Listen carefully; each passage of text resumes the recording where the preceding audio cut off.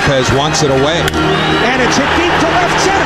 Andrew Jones on the run. This one has a chance. Home run! Mike Piazza, and the Mets lead 3-2.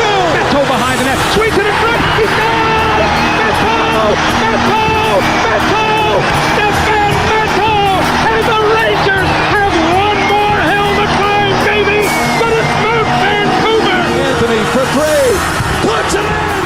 Next by one with 8.2 remaining! Joe Namath, number 12, has been the one big sidelight. He's come down here and he says the Jets are going to win. In fact, he doesn't even predict it. He says, I guarantee a Jet victory. His first at-bat of the game. There's a fly ball deep to left. It's on its way. There it goes. And the Yankees are going to the World Series. Aaron Boone has hit a home run. The Yankees go to the World Series. This is WHPC Sports Talk on the voice of Nassau Community College, 90.3 WHPC. Come on! That is right. Welcome to WHPC Sports Talk here on the voice of Nassau Community College, 90.3 WHPC. I am your host, Michael Merlo, and alongside me I've got Ross Levine in a much smaller crowd today. Ross, how you doing? We're doing pretty good. I'm glad it's a couple days away from the season starting up again. Yes, you know, it's Wednesday now, so we haven't had baseball for either of our teams in 3 days. I think it was a good break. I haven't really missed it yet. And I know we've had things on, the Home Run Derby, the All-Star Game last night, which we'll get to all of that in a little bit. But I feel like the stress of watching each Met game, and it might be different for Yankee fans. You may feel a completely different way because there is not much stress when you're playing regular season games. Destroying teams back and forth. Exactly. The Mets have a lot more high-stress games. Yeah. Therefore, I'm a little more high-stress. But it's been a nice break, and we'll get back. We get back tomorrow. The Yankees play a doubleheader against the Astros, which we'll talk about a little bit more. And the Mets will come back on Friday night against the Padres. We are going to start, though, locally with the New York Mets and Jacob deGrom, who's so surprising, suffered a setback yesterday in his rehab. He was supposed to he was going to start in a simulated game down in Port St. Lucie. That was going to be yesterday night. So Tuesday night he was supposed to pitch in a simulated game because, you know, everybody has off. Every minor league team has off during the break. And he has mild shoulder soreness. That's what they're calling it. And he played catch Monday and Tuesday. They knew about this on Sunday. He played catch Monday and Tuesday, no problems. They pushed the start back to Thursday now. Out of abundance of caution. I don't know. I don't know what to believe. It's not good, right? No. This definitely isn't good. I don't know how this guy wants. Was it $40 million a year, $30 million a year? I don't know how this guy wants that much money when the guy is constantly getting hurt. And I don't get mad at players for wanting money. I just be realistic. I don't know how this guy is ever going to pitch. I don't know how it's possible. I don't even know how effective he can be once he does get back on the mound. If he does get back on that mound. This doesn't shock me. It really doesn't. It's not much of a shocker. You knew at some point something was gonna happen, and look, the Mets are fine without him. So don't think this is like, panic time for the Mets. Isn't that crazy? It's weird to say that, but it's true. Because the Mets' needs are not in their starting staff. Now, maybe if, knock on wood, God forbid, let's say he wasn't coming back, they might add like a starter for depth purposes. Yeah. But they're not going out there and rushing and getting Luis Castillo or Frankie Montas. If they fill the needs in which we both agree is another bat for the lineup, another bench bat, and a couple of more relievers, this team's ready to go and set and ready to go. If they do acquire those pieces, no Jacob deGrom, we felt that's a luxury at this point. Yeah. I got myself a little too worked up and excited the past few days of thinking, oh my God, he may be making a start in a week or so, but he's not. I don't know when it would be. I mean, you have to obviously see how the next couple of days go, how the simulated starts go, how he feels after the next start. But there's no guarantee at all that this guy makes another start for the New York Mets. We do have a caller on the line. Caller, what's your name and where are you calling from? Joey from Massapequa. Joey, no cursing, okay?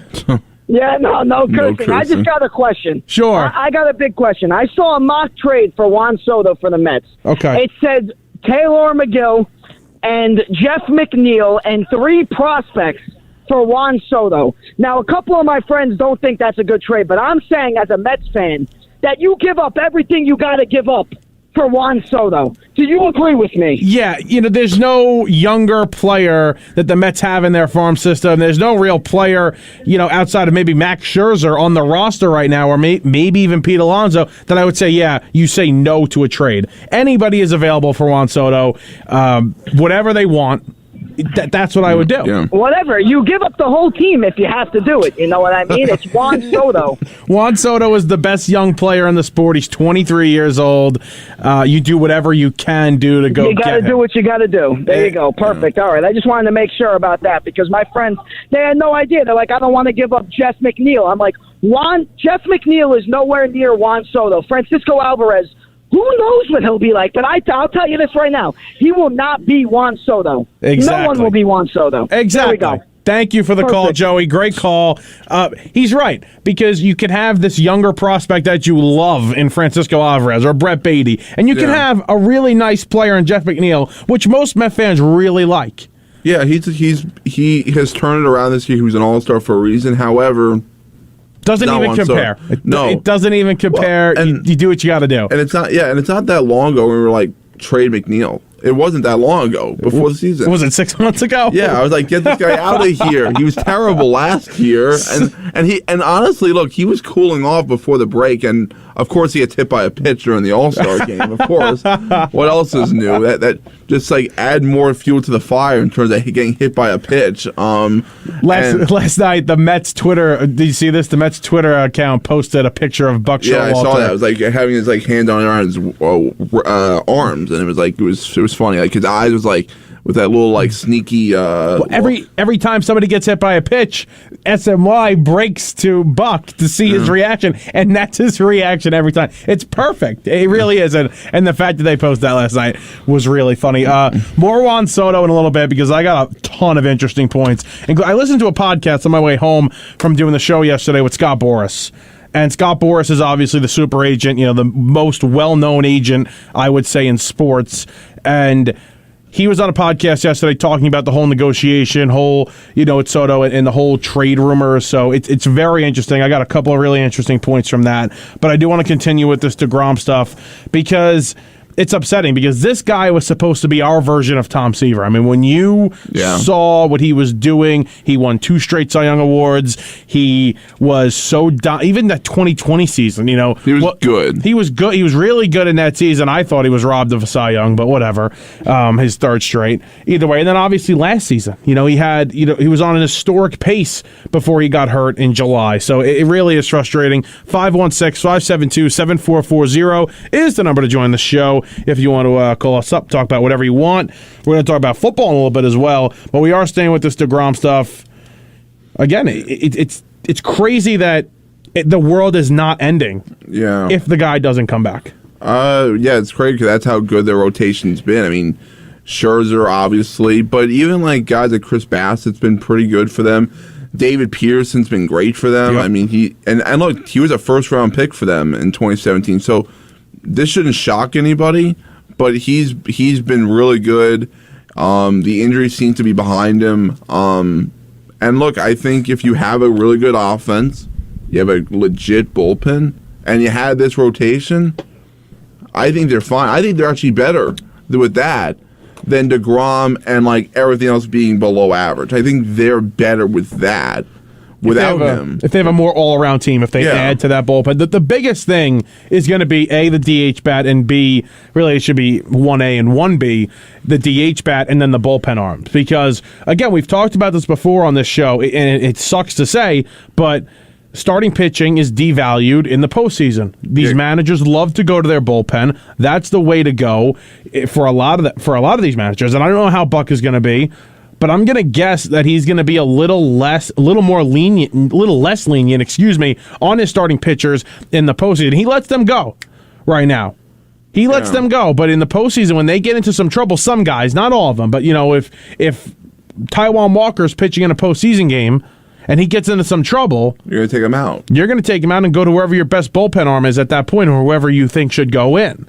The Mets need a couple of more arms to really feel comfortable about doing that. Yeah, I mean, Robertson, the guy that pitched for the All-Star game, the Pirates, Bednar. Bednar's very good, yeah. Those could be those two guys that could be on the New York Mets, come in a few weeks from now. It's very possible that could happen. I mean, they need that. If you want to close games out, let's put it this way.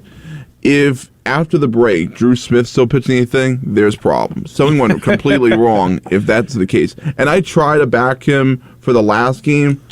I can't do that now. After the deadline, you mean? If these guys are pitching, yes. I agree with you. And David Robertson's a guy that's been on their radar for a very long time. I do actually think that he's going to be there. The Mets have had conversations with the Pirates about Daniel Vogelbach. This is the first thing that I pulled up on my phone.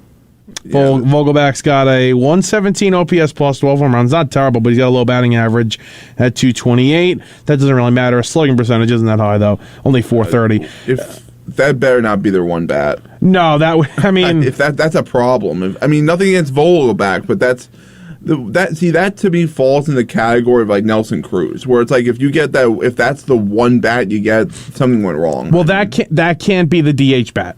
No, that's got to be Dom's replacement.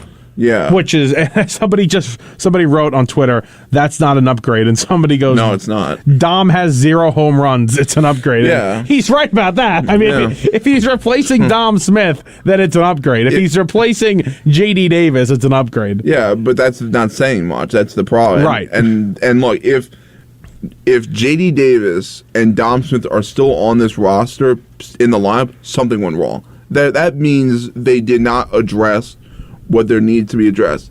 That's a fireable offense. If those guys are still here in the lineup having big time at bats late in games, something went wrong. And I think they know that.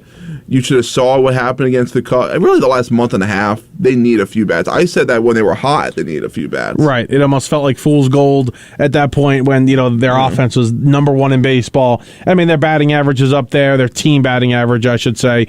Surprisingly, their batting average with runners in scoring position, which is very important, is still somewhat high. I think it's like top 5 still in the league, which is pretty impressive considering how bad they've been for almost a month now with guys on base. But yeah, listen, they need a couple of bats, and we're not saying you need Juan Soto. You need Trey Mancini. You need Josh Bell of the Nationals. Those are guys that could be solid DH bats that fill out the lineup, extend the lineup even more, and you feel good about that. And then you need to replace these guys on the bench because those guys are just pitiful. Yeah, they can't. They're not. Jay Davis was very good for the one season of 2019. Outside of that, hasn't done anything. And let's be honest, the one thing you have to be. This is what I like about Josh Bell. Josh Bell's a guy that hits for power, hits for some average. Yep. That's what I like about Josh Bell. However, the one problem with him is second halves. Not great in the second halves. If you look at his career, even in 2019. Great terrible in that second half. That's the concern. Now, the one thing I will say, though, is he is on a playoff team now. The Pirates, not a playoff team. So you almost wonder, maybe he tried to ram himself out of gas because he tried to do too much for the team. Maybe that's part of it. Tried to do too much for the team to then try and get himself traded. Yeah. And that could also be it, 100%. And listen, hopefully, you see something in the first 2 weeks of the season when he plays, for Washington, and then if that's the move you make, that's the move you make. But there aren't a ton of bats. Benintendi's not a guy that, really gets me excited. He has a high average, though. He has a high average, but I'm not going to lie to you. I think the Mets, and we mentioned Vogelbach, and I don't think Vogelbach should be the everyday DH option, and I don't think that's the case. I think they are seriously discussing him because they want another bench bat, a power guy off the bench, which is not a bad idea. But they also need another power guy in that lineup. They need guys that can hit home runs. And I want guys like Trey Mancini. I want guys like Bell if he's going right.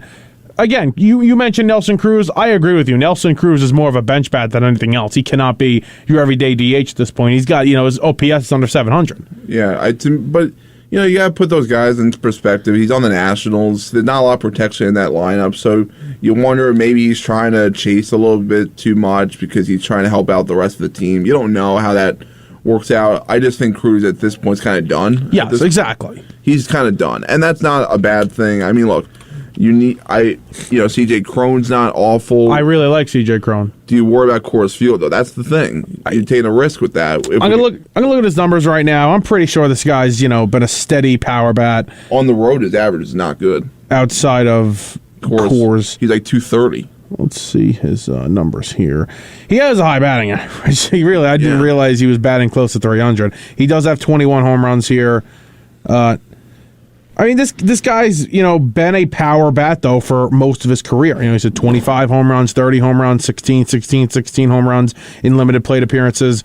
So he's a serious power bat. Let's check his road splits though. But he's a guy that's been very productive, and I think it's slightly overrated, the core stuff. And if it's just batting average and his power numbers are still up, then I'm definitely signing up for that, because the thing I worry about with Coors Field are the power numbers. Are the power numbers skewed because the ball's flying out of there easier than other places? Yeah, that's the thing that's always put into perspective. I mean, you got to remember you're also playing in Chase Field at times as well. You're playing in Arizona, so that's a big factor. And look, you could say the same thing about Brendan Drury. I mean, Brendan Drury plays at a bandbox stadium. You're playing in a lot of places where it's easy to face. Cubs aren't great. The pitching that you're facing is not great. So you kind of wonder about that. That's kind of like what people thought of Lindor when they signed him, because when he was on Cleveland, you're facing the White Sox, the Tigers. Not great pitching. Yeah. Not great teams. Yeah. So he comes into a loaded NL East, the last couple of years. Yeah, so that's what you have to always take the risk of. And I mean, look, if those guys are able to produce for this team, you do it because they need offense and they need a bullpen bat. The one guy that actually comes to mind on the Rockies that would be a perfect for the Mets, I don't know if you ever heard of this guy's name, Bard. His last name is Daniel Bard. Yes. On the Rockies. He would be perfect as an 8th inning, 9th inning guy for the Mets. His ERA is outstanding, and he plays in Coors Field. That's impressive. I'm going to look him up in 1 second. I got CJ Cron's numbers. You were right. They not just the power, not just the batting average, the power numbers too. Yeah. He's got 5 home runs, 16 RBIs. He's batting .229 with a .695 OPS on the road in 40 less games. His stats at home are insane. So he would be a guy that I would probably cross off the list at this point. Right there. I could cross him off the list as a potential target for the Mets. Daniel Bard. Is Bard the one that's starting games too, or is he strictly their closer? I think he's their closer. He's been really good for them. I think he has like 18 saves, 20 saves. He's been good for them. I think he has like a 2-point-something ERA. Yep, 2 ERA, 35 innings. So that's not the guy. They have another guy that's a reliever and a starter. Yeah, he's been unbelievable. You're right. 42 strikeouts compared to 18 walks. Not giving up home runs. 3 home runs allowed in 35 innings, and that's, probably half of them. More than half of them. They win games at Coors Field. Yeah. More than half of them. Only 3 home runs allowed at Coors Field is a very impressive number, and 20 saves. Yeah, that would be a guy. May cost a lot, doesn't matter. You go get somebody like that. Yeah, and honestly, you could probably rip off the Rockies. Rockies don't know what they're doing. Well, you could also. There's another guy on the Rockies that could be a potential trade target for the Mets. Colomé? I was thinking more of a bat, Charlie Blackmon. He could be available, and he's having an pretty good year. I just don't know where you put him. Well, he's probably your DH. You think he'd be the DH? You don't think he can't play the outfield anymore?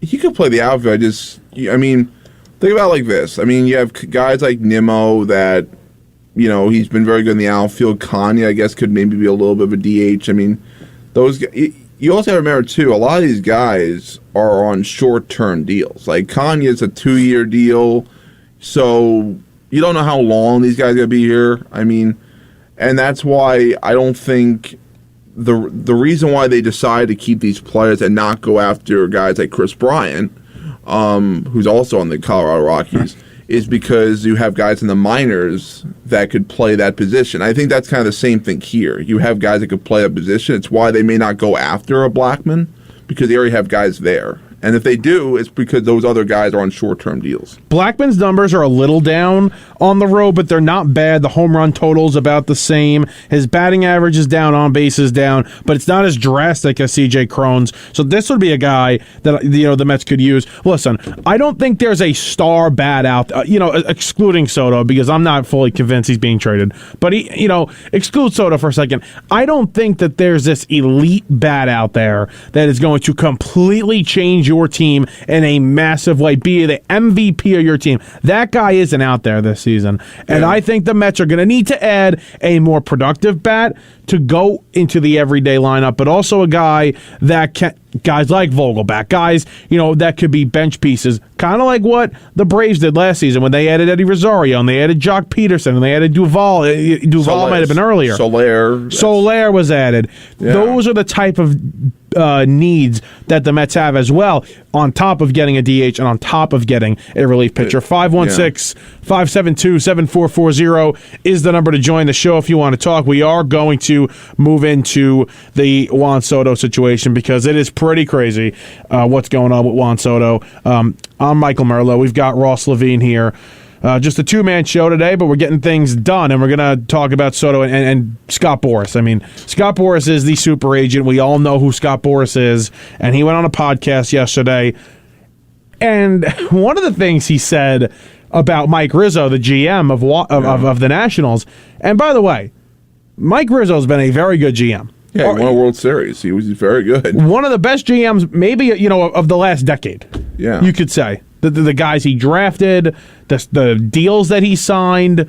He's been good for them. Signing Soto. I'm sure Soto was signed as an international free agent when he was, before. I mean, he came up as a 19-year-old. I can only imagine what age he was signed at. Yeah, I feel like the longer this goes on, this is not good for Washington. It's just not. It's not good for him to be on that team, and he clearly doesn't want to be there. I mean, it's clear and obvious. That's the question that has to be answered. Because after listening to Boras, I agree. I don't know if I agree with him, but this isn't because he doesn't want to be here, them not signing that contract. I just don't think he wants to be there. There's not any money. It's just I don't think he wants to be there. They need to answer that question. And I don't know if we're ever going to get an answer to that question, but he needs to answer that question. Does Juan Soto want to play in Washington? If he doesn't, this all makes a ton more sense. But either way, I don't think they trade him, and there's one reason why. They're not trading this guy at least until the offseason because this ownership is out. And there is no clear frontrunner as of right now to take over the team. But the people that are involved in the bidding have said they would like Juan Soto to be on this team when they get here. Now, Mike Rizzo's a GM. He's under contract for a couple of more years. He'll be under contract unless the new owners come in and fire him, which I don't think they'll do, unless Juan Soto is traded before they take over. These new owners, whoever it is, and I have no clue who the favorite is, who's in the running, but these new owners are going to want to crack at least to sign him. Yeah. And then possibly, if they can't come to an agreement, then trade him. And this is, completely a 180 on what I believed, a few days ago, because I would have just thought, they don't want to sign him. They're just going to want to trade him, and they don't want to be the guys to trade him. But they're going to want to crack to sign him. Yeah, and it comes down to it's going to come down to Juan Soto himself wanting to be there. That is really where it's going to come down to. Look, he's on a really bad team. They're going to be bad for a few years, so he has to ask himself, because he already has his ring. He already has a World Series ring, so this is not like he should be rushed to winning. I mean, don't get me wrong, he probably wants to win, of course, but he's probably looking at it like saying, okay, we're going to be bad for 4 or 5 years. Do I really want to be around that? You don't know. I mean, that's always going to be a big thing because because with every player it's different.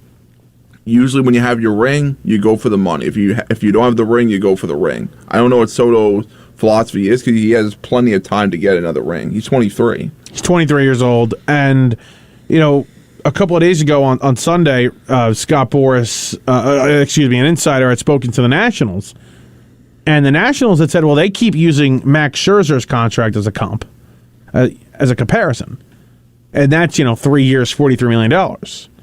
But Boras is using that for the AAV, the average annual value. He wants $40 to $45 million a year for Juan Soto at 10 to 15 years.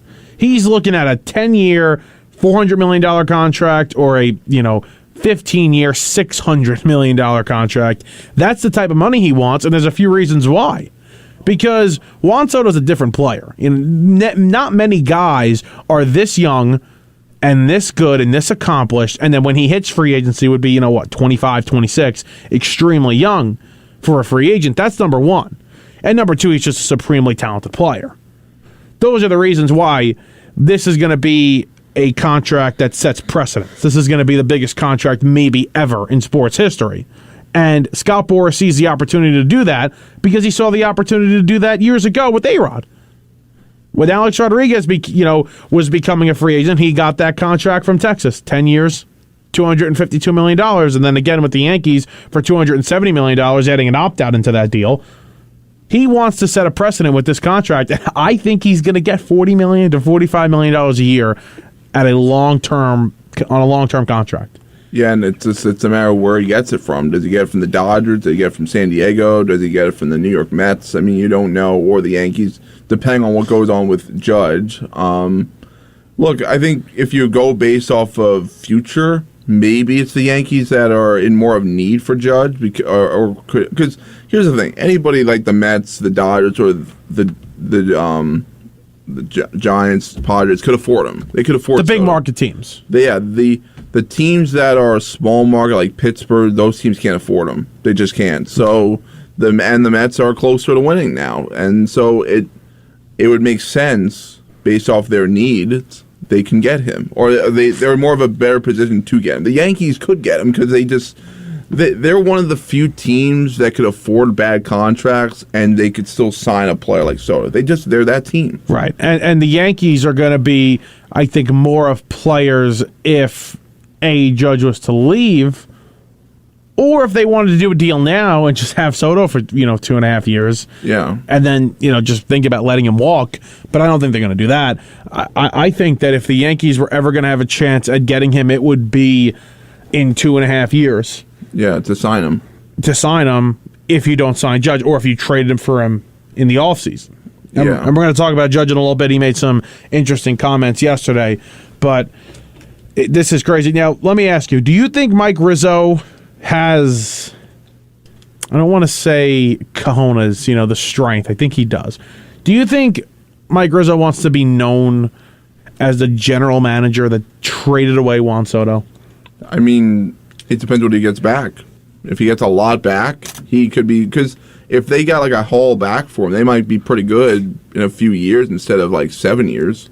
They could look at it and he could sell that to probably the next ownership. It's like, hey, I built I got three really good players, and now we're a lot closer now than Soto and everybody else being very average. You got to remember, Bell's gonna be gone too, probably. So you're gonna have just Soto, and that's it. And Bell they're gonna get a lot for Bell. Yeah, you're right. That's a good way of looking at it. If there is a deal to be done, if there is a trade to be made that completely rushes your rebuild process, or I should say not rushes, speeds up your rebuild process, and you make that deal. I don't know if that deal's out there, but still, you're going to be the guy that traded Juan Soto away, and you just have to make sure that you made the right deal, that you made the right trade to get the right cornerstone players back. You need to get franchise-level players. You need to get guys that change the franchise, that get the fans excited. Could you imagine being a National fan right now? Yeah, it's awful. It's awful. But you have your championship. You have your championship. You are right, and I should take that statement back. I asked when I was in D.C. for opening day. I actually asked a couple of National fans. I was like, "What do you think with Soto? What do you think's going to happen?" And they had said, "Listen, we got our championship. They're like, obviously, we'd love to keep him and have him here for the rest of his career, but nothing's guaranteed. And if we can't afford him, we can't afford him. We got the ring, and that's a good way to look at it. Yeah, because I think if the Mets or the Yankees were losing a player like this, or the Red Sox or the Phillies were losing a player like this, even after a championship, the fan base would still revolt. Yeah, probably. I mean, like if the Mets win a I don't think anybody cares. Like if the Mets win a championship, you win a championship. I mean, it's been since 1986, right? So nobody cares how you win it. You win it, you win it. And I think, like if you had like a 5-year dynasty. Like you're the San Francisco Giants. You have 3 out of 5. 3 out of 5, and you were terrible for another 5 years. You sign up for that. Oh, 100%. Yeah. So I think if you get Soto, I don't think anybody cares when he leaves. I don't think you win. No, I'm saying the National fans. Oh no, but the Nationals the Nationals won. That's it. They won. They don't care. I think if you ask most National fans, they know he's not playing there long term. They know that. They know he's not playing there his whole career. That question has to be answered. Does he want to be there? That's the question that has to be answered. Does he want to be there? And we don't know. We truly don't know. But Scott Boras knows exactly what he wants, and I think he's going to get a massive contract for him. We know he's going to get a big contract for him. It's just a matter of where. Did you see the Nationals didn't fly him out yesterday to the All-Star over the weekend to the All-Star game? I mean, that means they're going to trade him? I don't know. I mean, that could be something. Well, they didn't charter a plane for him. They had contract negotiations all weekend. They ended. There was no plane for him ready to go to L.A. He had to fly commercial to L.A. at 1:30 in the morning and then won the home run derby that day. Technically that day. Yeah, that's odd. It's odd. It's funny. It's funny. It's definitely funny. It's odd. You almost wonder what's going on behind the scenes if they're working on something. Well, it could be. You never know. Apparently, they are going to offer him one more contract. And if they don't get it done, which I don't think they will, they're probably going to move him. They're going to try and trade him. But again, I understand how much value it has adding an extra pennant race, because that's what you do if you trade him now. You're adding one more pennant race to having him, and that adds more value, obviously, to a trade. But don't rush a trade. You know, no. I mean, I think you're going to get one less player possibly back if you trade him. You know, if you don't trade him now and you trade him, in 4 months. I feel like you would get the most value now. You think so? Because if the longer he's under control, you're going to get more for him. If you trade him a year before he's free, you're not going to get as much for him. But you would rather rush this trade, even if it's rushed. I mean, if 2.5 years left on your deal is what gets you the most, you trade him now, because I just don't think you're going to win with him before his contract is up. And but you got to look at it like this too. By the time you sign him, are you going to be good even then? Probably not. So you trade him now, you may get the most for him. I mean, you think about it, you could either have 3 chances to win a championship or 2. And if you get 3 chances, you probably get the most back. You get 2 chances, you're going to not get as much. So, I mean, if you trade him now, you may get a lot for him. I mean, I think teams that need offense should be looking at him more. But, it's a matter of it's going to come down to a few teams. And I think Soto, I don't think he wants to play for Washington. And I think the Nationals fans know that he's not going to be there his whole career. I think they know that. Where do you think he gets traded, and do you think where does he go this season? I have a weird feeling I think he's going to go to the Dodgers. So do I. And that's, because that's just a typical Dodgers thing to do. And again, the Dodgers offense has not been great. They've had a few guys underperforming. They have the farm system to do whatever the hell they want. Yeah, they can make this trade, and I think they can make it this season. I agree with you. Last night at the All-Star game, we're going to talk about the All-Star game next.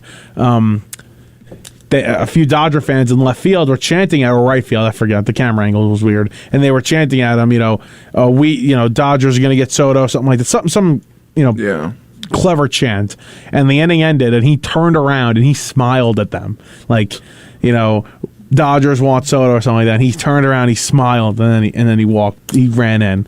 It kind of feels like inevitable that this guy's going to be a Dodger. That would be my number one prediction for him. Yeah, to me, it's like Dodgers, Mets, maybe. I mean, there's always going to be those things you get, like that's his hometown, or he loves the fans in this place. Remember what he said about, when asked the question about Citi Field. Well, my numbers are there. Yeah, my numbers are amazing there. So you never know what a player is what they want. And remember, they're getting traded, so they have no choice where they're going. You get traded to where you're traded, and that's where it is.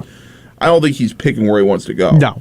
I love how big of a deal they made about Marte, too, at the home run derby, because he was all over him. And I just think they're very close, and they're friendly. But people are like, oh, my God, Marte in that Mets jersey just, schmoozing Soto up. And I'm like, it means nothing. Yeah, and it's. You think the Nationals care that Starling Marte was all over Juan Soto? No. No.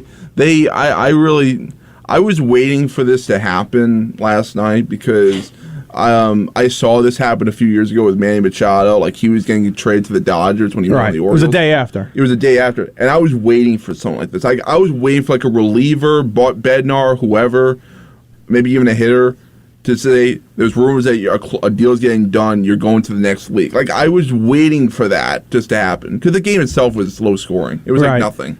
Let's talk about this game. 516-572-7440 is the number to join. You want to talk about Jacob deGrom suffering a minor setback? We can talk about it. Juan Soto, whatever you want, even football. We're willing to talk football. But we've got to get to the All-Star game last night. The AL won again. It is crazy how they just dominate. Well, they have more power hitters, I guess. I think that's what it is. If you look at I didn't really go position by position, but I think the pitchers in the National League are better. Well, yeah, they're also so used to just having the pitchers batting ninth, and I don't know. I know the pitchers weren't batting ninth. No, but I think they're just more used to it. The starting pitching, I think, has been better in the National League this season. But either way, the AL wins again, and that I don't really care about that. It's whatever. It was the home runs that home run Stanton hit was just It was an 0-2 pitch, and he left on a silver platter for him to hit a home run out of the park. Gonsolin, who's had this fantastic year, hasn't lost the game all year. They should put that on his record. Gonsolin's 11-0. He lost the National League, the All-Star game last night, giving up 3 runs in that inning, and then obviously Stanton wins the All-Star game MVP. But whatever, the game was the game. I hated the way the uniforms looked. I know I feel like I'm a boomer if I say that, because I know that a lot of the new school guys love the uniforms. I'm not into them. I think everybody should be wearing their own colors, their own hat. If you want to do a universal hat design, that's fine, but I just can't stand them wearing the same colors. It didn't look good. Yeah. How do you feel? Where do you come down on that? The logos to me, they were average. I wasn't in love with it. I'm gonna be honest. I watched 4 innings of it, 5 innings. It wasn't because there wasn't a lot of scoring, and it was also just there's nothing on the line anymore. There's no home field advantage anymore. It's okay. I did watch a little bit of the ninth inning guys, Bednar and Claus on the Guardians. Yes. Those guys are pretty good. Claus looked really good last night. Yeah. I mean, mad if he got traded after that game. By the way, he's a younger guy with a ton of control. If that would be a big deal, because he's the Guardians closer. He's very good. They're not trading him though. No. They're because of the third wild card, they're being 500 and you're right in it. They're in it. So Fox Sports generally does a good job with the All-Star, and really just Major League Baseball in general. I do really like their production of Major League Baseball, and even football. I think Fox does a great job. Yeah. Joe Davis did a good job. Smoltz is Smoltz. I like John Smoltz. Yeah. And also, he was also probably trying to, because he's not new to it because he was with Joe Buck, but he probably was where's Joe Buck here, for this game? And he was he was probably pretty pumped up that Joe Davis was doing it for the first time, and it's pretty good. I like Joe Davis. He does a good job on football. The Dodgers, he's great. Joe Davis is very good. Yeah, he does. He's excellent for. I think he's the best when it comes to baseball. I think he's great. He's great. I think he's actually better with baseball than football. He is. He is. And what's funny? Last night's a weird broadcast, right? Because it's the All-Star game, and it's not, a game that matters so much, but it's, it's a pretty big deal ratings-wise and people watching. But it's also a difficult broadcast because you have mics all over the field, and you're interviewing guys on the field all night, and guys going down on the sideline and interviewing players. Yeah. And when we see what ESPN does with their production of it, how ESPN does, the in-game mic with somebody in the outfield, and they got the microphone on Sunday Night Baseball. It sounds terrible. It's awkward. Carl Ravitch, David Cohn, and Eduardo Perez just asking stupid questions. It takes too long, whatever. Last night, it sounded so perfect. It wasn't awkward. There was never an awkward feeling. It was always questions were spot on. I just thought they did a great job with the whole thing. I also loved when they had Nestor Cortez and Jose Trevino mic'd up, and Trevino and Cortez were talking to each other. They were just saying, I'm going to cut her inside. And that was it. And that's how, no pitch calm, no, fingers down. I thought that was unbelievable. So I thought Fox did a great job, the whole thing. And like you said, Joe Davis is a star, and I thought he did a good job. Yeah, I mean, think about what a transition. Vince Scully to Joe Davis. I mean, you can't get much better than that. As a Dodger fan, yeah. Yeah. And us as the people that consume the national broadcast, it's a good thing. We do have a caller on the line. Caller, what's your name and where are you calling from? Yes, hi, this is Henry from Seaford, New York. What's up, Henry? I don't think this is Henry, but what's up, Henry? No, this is Henry. My name's Henry. Oh, what's up, Henry? Yeah. Two things. I'm going to be venting a little bit. I'm really a little upset. One is Jacob deGrom. If the Mets don't make it to the playoffs or the World Series, it's going to be because of him. If I was the owner, I'd be like, listen, I don't care about your arm. Just go out there and start throwing. I mean, what is it with this guy? Every other month or every other week, he's got a pinch, he's got a this, he's got a that. Very disappointed. And also, you guys have been talking about Juan, what's his name? Juan Soto? Soto, yes. Yeah. I just punched up his stats. I mean, the guy's got 2 years with 150 hits, 23 home runs, and they're talking about that kind of dollars? I mean, no. If I was the Mets or the Yankees, I'd pass. I don't think he's worth 15 years. Is he going to hit 40 home runs? Is he going to bat, hit 200 hits? I mean, A-Rod, listen, he was a wise guy, but he was the big numbers. So I'll just pass it on to you guys. See what you have to say, Thank you for the call. We appreciate it. Yes. Yeah, going back to Soto, it was rookie year. He lost to Acuna, I'm making sure, in 2018. But I don't think you can look at the numbers he did. He lost to Acuna. Acuna had an awesome rookie. Actually, not much better than Soto. Soto probably should have won it, to be honest with you, as I look at the numbers. But listen, this is a special player, and he's a special player for a bunch of reasons. Number one, he gets on base at a clip that we've really never seen before. Yeah. I mean, last season, he had 29 home runs, 95 RBIs, and you have to remember something, on a bad team. Yeah. On a bad team. He got on base at a 465 clip. Over 4.5 times out of 10. He's getting on base. That is huge.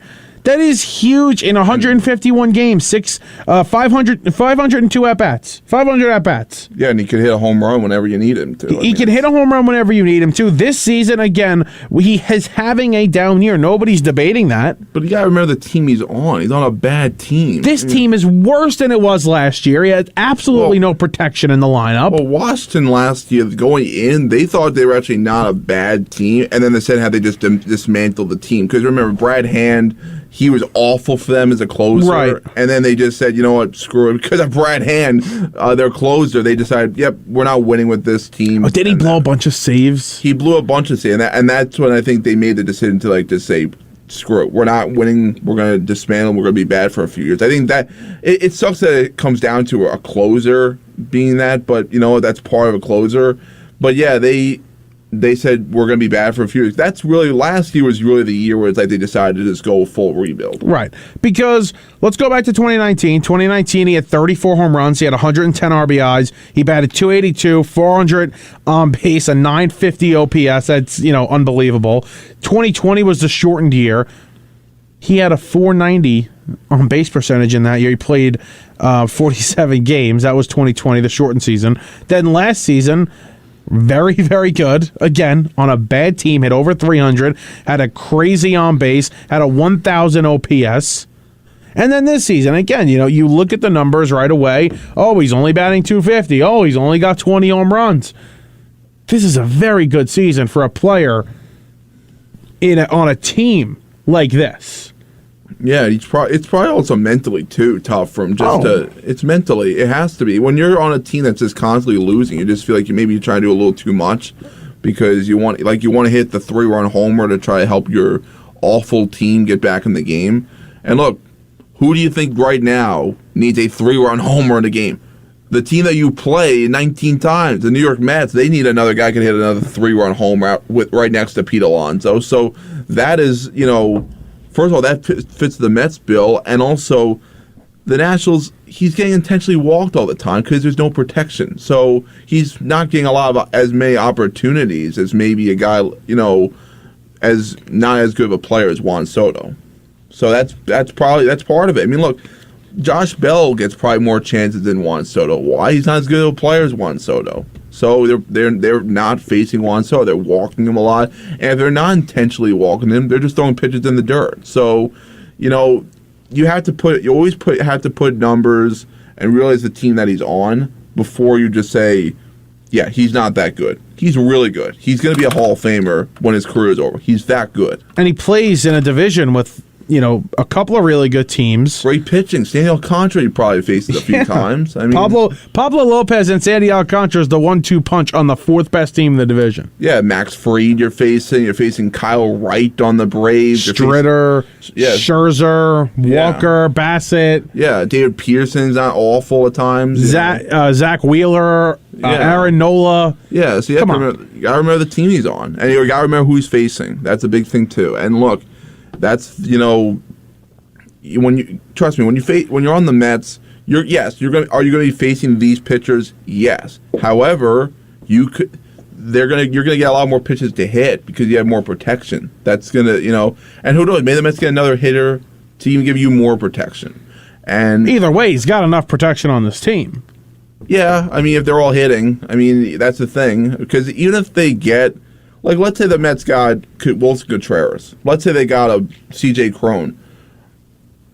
Pete Alonso, Lindor still have to hit. Otherwise, it doesn't matter. So it's, and I know what people are going to say. This is like 2015 with Cespedes. When you bring Cespedes in, it's really not. Because if you really look at it, even when they had Cespedes, Conforto got called up. Juan Uribe, Kelly Johnson. It was different. They brought in other players like the Braves did, including Cespedes. Which is why just the one move for a bat is not enough. The move, it has to be, okay, you need to get the bigger bat, and then you need to supplement that bat and the rest of your lineup with solid bench players that can step in. That's what you need to do. And that's not talking about the pitching staff, or the bullpen or whatever. 516-572-7440 is the number to join.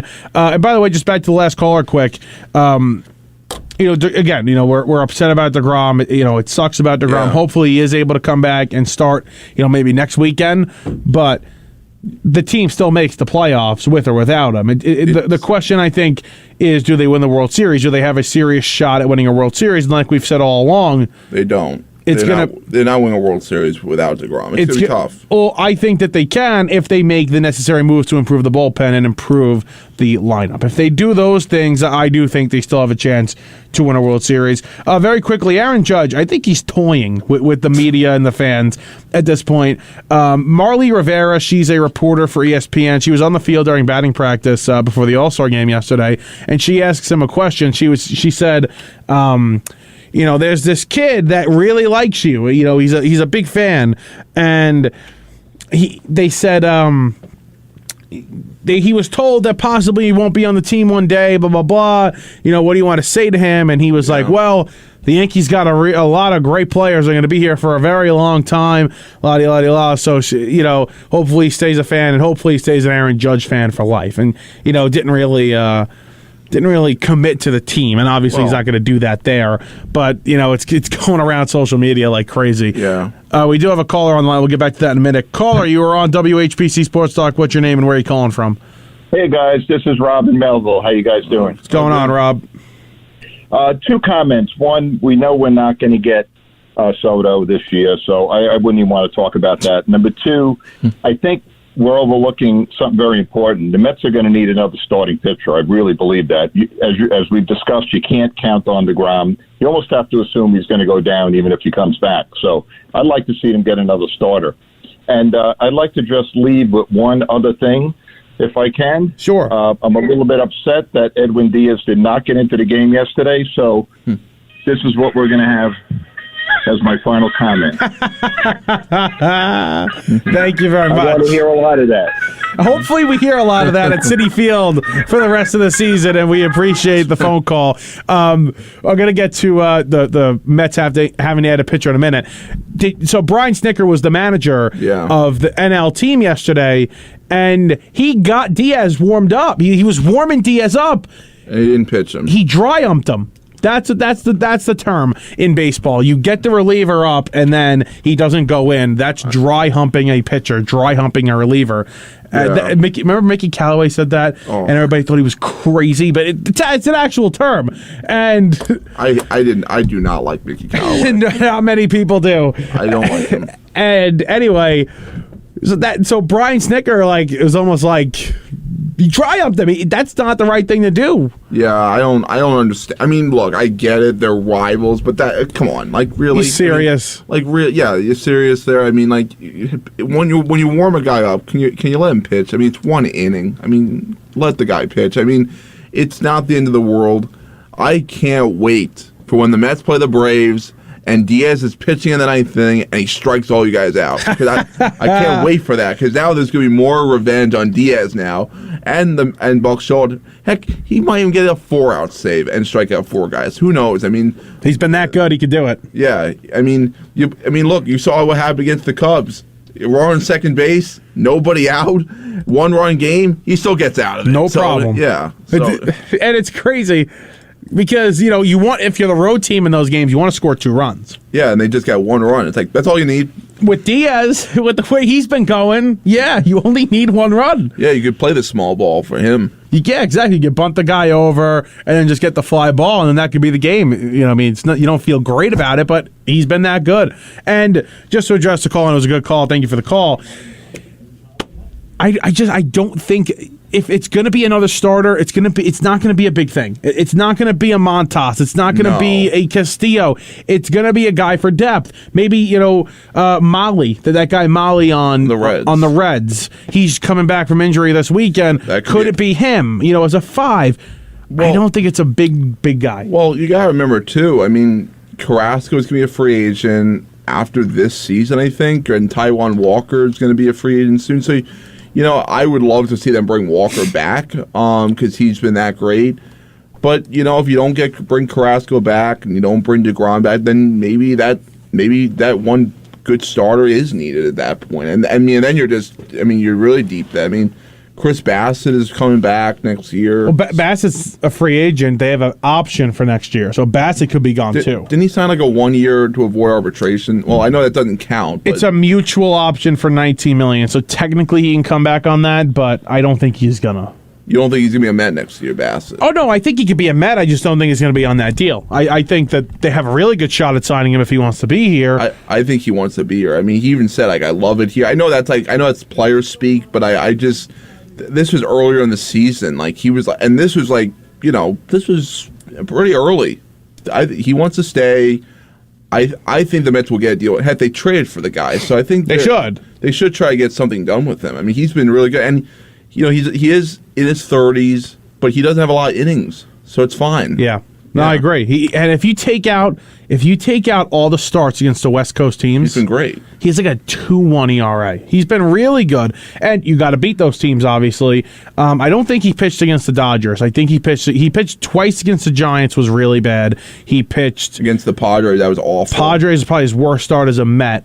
Yeah, that was awful. And there's another one. He did pitch against the Dodgers. That didn't go well. He did pitch against the Dodgers? Yeah, that didn't go good. That was not good. It wasn't as bad as the Giants, but it wasn't good. I'm blanking on which one that was. You're right, he did. He pitched the second game. Yeah, Walker was good against the Dodgers. Walker was really good against. He didn't give up many runs. Yeah. I'm not worried about that. I really like what Bassett has done this season. So yeah. I do hope they bring him back. You're right. All right. A couple minutes left. You are listening to WHPC Sports Talk here on the voice of Nassau Community College, 90.3 WHPC. I'm Michael Merlo. We've got Ross Levine. Just a 2-man show today. We've done a lot. And the Aaron Judge comments again. We've talked so much about Aaron Judge. It's been ad nauseum at this point. I don't think we need to, really break down what he said. If the Yankees offer him what his agents believe he deserves, he'll sign. But he wants to be a New York Yankee. I have a weird feeling he's going to be a Dodger after this year. Not even the Giants? That's the team. California guy. I mean, he's from California. I know that I don't know if that plays an impact for him, but I mean, why not the Dodgers? They're definitely going to win with you. So they win without you. So neither with you. He's definitely going to get that World Series if he doesn't get it this season. They better get it this season. All right. We're going to talk a little football here. The New York Giants unveiled their throwback uniforms, which was very, very unexpected. I love them. I mean, it's the 1980s, 1990s blue jersey. Remember, they had the color rush and the white ones. They looked kind of like those throwbacks, but this is just perfect. Did you see them yet? Yeah, they're awesome. Awesome. I just hope the team is just as good as the uniforms. That's what you hope for. The Giants have had very bad. Listen, they've been very bad. Yeah, we've been awful. Awful. Hopefully, the new jerseys, new players, new regime, completely new regime. Hopefully, this is the start of something new with this franchise. Yeah. This is just like a small sign, as people would like to say. They need to be better, and I think they're going to be better this season. I really do, and I don't think they're going to be world beaters. No. But they could win 7 to 9 games. 7, 8, 9. They could be around that win total this season. With the schedule, is very easy. Well, yeah, they played Tennessee to start. That's probably a loss. Probably a loss. Yeah, I mean, you never know. Tennessee always plays down to their competition, so maybe they can get them at the right time. And by the way, if that game's at home, I think we're talking about that a lot differently. It's a game on the road. Yeah, and look, Tennessee lost to Houston at home last year. I think it was at home. So, Tennessee and Houston was bad last year. Very bad. So, Tennessee and they lost to the Jets. I mean, they've lost to some bad teams. So, maybe the Giants get them at the right time. I would probably pick Tennessee in that game, but you never know. I mean, they play Carolina. Got to be Carolina. They're bad. That'll be a win. That should be a win. They do play Dallas. That's at home. Dallas lost some pieces. So that maybe, again, it's going to come down to one player and one player only, and that's Daniel Jones. If Daniel Jones isn't good, they have no chance. And I think their defense, I don't love their corners. I really don't like their corners. They're bad there. Yeah, they're young. I mean, they're probably gonna struggle. If Kayvon Thibodeau is as great as people say he is, maybe he couldn't avoid some of the deficiencies on the team. If he's not getting to the quarterback, or if Alargy's not getting to the quarterback, yeah, they're in big trouble then, because their corners cannot cover. And their corners can't cover. And if you could fix bad corner play with a very good pass rush, and I think the Giants will have an improved pass rush this season. Very quickly, first, do you like the Eagles or the Cowboys win the division? I hate to say this, it's going to be the Eagles. I think so too. The Cowboys are still the favorite. Well, because they've won the division so many times, and you know what it is too. You look at who they play. Not that hard. The Eagles don't have a hard schedule either. They both have easy schedules. Again, somehow, they both have easy schedules. I don't know how the Eagles do. They were first place last year, or second place. They were a wild card, but Dallas and Philadelphia, for whatever reason, the last 2 or 3 years have had the easiest schedules in the league. Well, who do they play twice a year? Us. And that's pretty easy because we're pretty pathetic in the last couple of years. And, of course, the Commanders, who everybody beats. Yeah, well, yeah, so that's a big thing, too. I mean, we have to sweep Washington, because I don't think Washington's all that great, and try to win one game against the Cowboys and Eagles each. Then they have a chance to make the playoffs. And look, we did beat the Eagles last year, as bad as we were. So, that's possible. The one thing you could say with Joe Judge when he was here, they was pretty good against the Eagles. So, and not many everybody else. Not many coaches can say that.